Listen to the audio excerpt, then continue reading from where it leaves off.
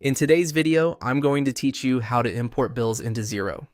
If you've got supplier invoices piling up, this quick upload process will save you time and keep your accounts tidy.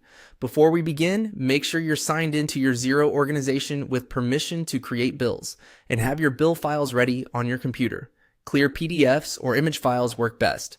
Avoid password-protected documents and name your files in a way that helps you recognize the supplier and date at a glance. Start on your Xero dashboard. From the main navigation, click on Purchases. This is where all your spending activity lives, including purchase orders and bills from suppliers. Inside Purchases, click on Bills to open the full bills list. Here you can see what's awaiting approval or payment, but today we're focusing on getting new bills in quickly from files you already have. To begin the import, click on New Bill.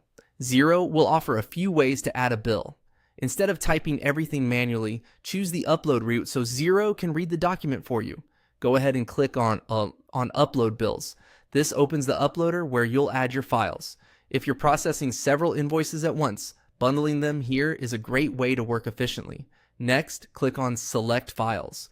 Browse to the folder where you keep your supplier invoices, select one or multiple files, and confirm. You can also drag and drop if that's faster for you. For best results, make sure each file is legible, with the supplier name, invoice number, dates as the line items, and totals clearly visible. If you see a very large file or a strange format, consider resaving it as a standard PDF before you continue. With your files chosen, click on Upload. You'll see a progress indicator while Xero brings each document in. If anything fails, check the file size and format, then try again. When the upload completes, Xero will create draft bills from your documents. The system uses the file content to pre-fill details like the supplier, invoice number, date, due date, totals, and sometimes tax rates and line items. It's normal to review these drafts to confirm things like the correct contact, tax treatment, and account codes align with your chart of accounts before moving them through your usual approval and payment workflow. And that's it.